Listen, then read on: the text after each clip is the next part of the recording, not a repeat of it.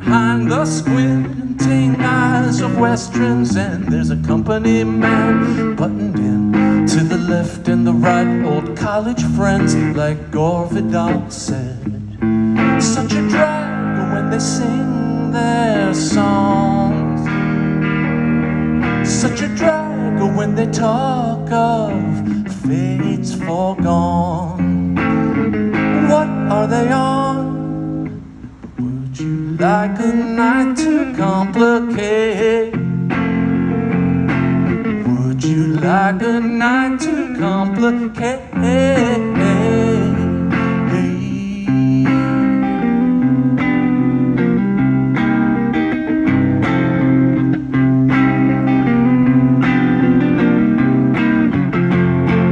And she knows the irony, and she knows when she screams, don't listen to me. For free, and any help that you can give us really helps us keep this going in the long term. We're looking into programming for next spring. One thing that's really important is the diversity of music that we bring to this, and if you've been following as the series develops over the last 2.5 months, you'll know that diversity and the variance in musical performances is really core to our mission. So one other thing, we just want to give a shout out to Real Song Studios. Thank you. To EC Media Group, Everett Colley in the back. Neil Alexander working the sound today. Everyone for coming out today, supporting online. With that said, John, you're a song weaver, man. And I can take it that, or I take it that it's in your blood. It's been with you a long, long time. I know you said that your dad was a musician, but without even knowing that, I can just tell from how much of an extension of yourself the instrument is. And your lyrics are so interesting and weird and exhilarating and narrative. And I just want to let you talk a little bit about yourself as a musician, maybe your interests, your inspirations, anything. Sure. Yeah, music definitely runs strong in the family. My dad, as I mentioned, was a jazz pianist. He was no Neil Alexander, but he was quite good. And his hero, Neil, was Bill Evans. I mean, that was number one. So I grew up, and Bach was actually number one. Bill Evans was number two. So I grew up with like something I think you're picking up on is that there is an almost Baroque quality to some of my songs. You know, a lot of chord movement, a lot of this and that. Not all that sophisticated, but just a lot going on. I think that's because I grew up in this household where Bach fugues were playing around the clock, you know? None of it feels forced in any way. It all feels like a natural extension of where the lyrics and the song needs to go. And that's not always the case. Sometimes I see musicians play where they're, how many notes and how much crazy harmonic stuff can I fit into this song? Yeah. I'm like, well, does it serve the song? And a lot of times the answer is no. And anything, I mean, I've just noticed this in your song playing today, that it's the dialogue between that complexity and the lyrics is always really cohesive. I mean, that's both a really subtle and nuanced observation and very high praise, so thank you very much. Yeah, well, awesome, then it's working, you know? As I said before, I'm mostly a band player, play guitar in lots of bands, and I've had this vehicle with Marianne for my own songs for going on 12, 13 years now. Sweet Clementines have been a thing. Coming out and doing it at this setting feels, to me, in that way that we all have our own inner drama, it feels like a risk to me, you know what I mean? Because I've never felt that self-accompaniment and real strong vocal presence were necessarily the calling cards of my talent, but you know, you do those things that you fear the most, whatever, right? Like, and I've certainly been enjoying it and hope to do it more because I think it's Sweet Clementines are a really interesting band. There's a lot going on, a lot of what I call accidental counterpoints just flying all over the place. And it's interesting to do it this way, where it's you, the song, and the people that you're trying to get that song across to. It's a challenge and really rewarding thing. And the setting's phenomenal. And I love playing with ambient motorcycles and stuff. I actually really dig that, you know.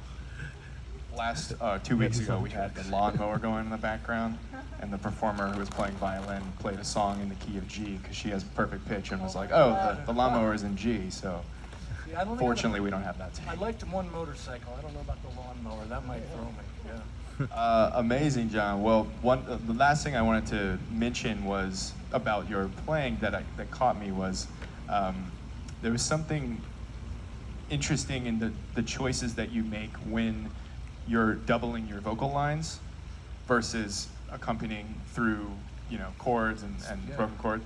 That's something that I try to do. I'm more of a pianist. I do play guitar, but nowhere near this level. I'm very much an amateur. And as a pianist, I try to do that. And I find when are those choices made versus, That's not. another astute musical observation.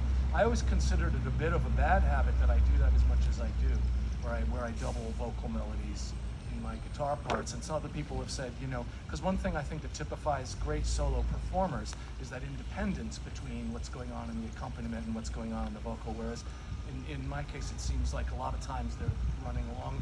But it's become part of the way I do it. There's no doubt about it, so that there's an element of melody going on in the accompaniment, if you will. Again, this is like being interviewed by a music critic. No one told me. I thought it was.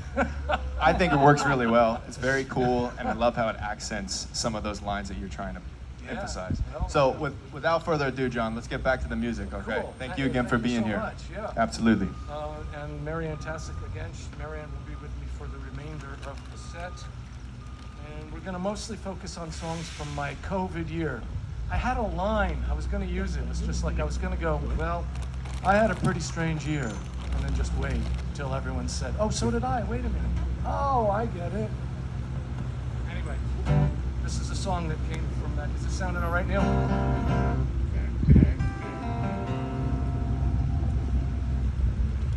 Yeah, we're good. All good? Yep. Song from the COVID year, kind of an uncharacteristic song for me, but let's do it. It's called Do You Want to Party With Me?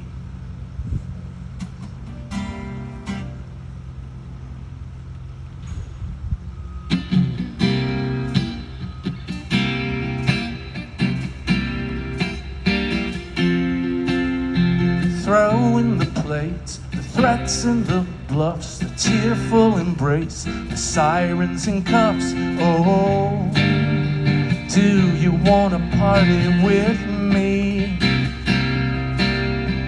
The first name basis, the cot on the floor, the lawyers who won't pick up anymore, and you're on your Have a own. great weekend.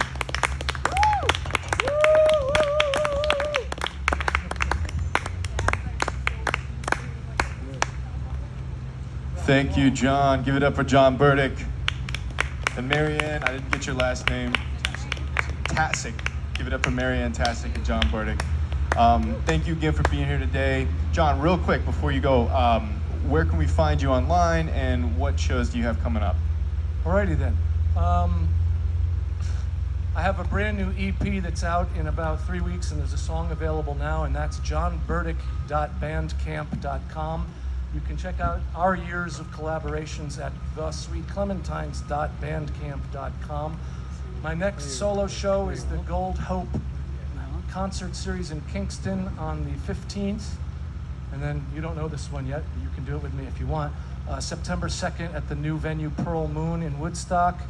And Sweet Clementines have stuff coming up as well, but web presence, Web so- presence. Are you guys on Instagram as well, or?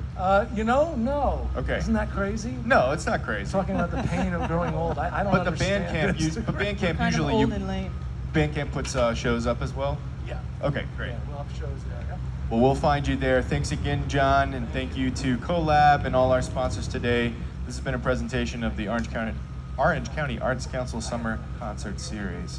Thanks, and have a great weekend.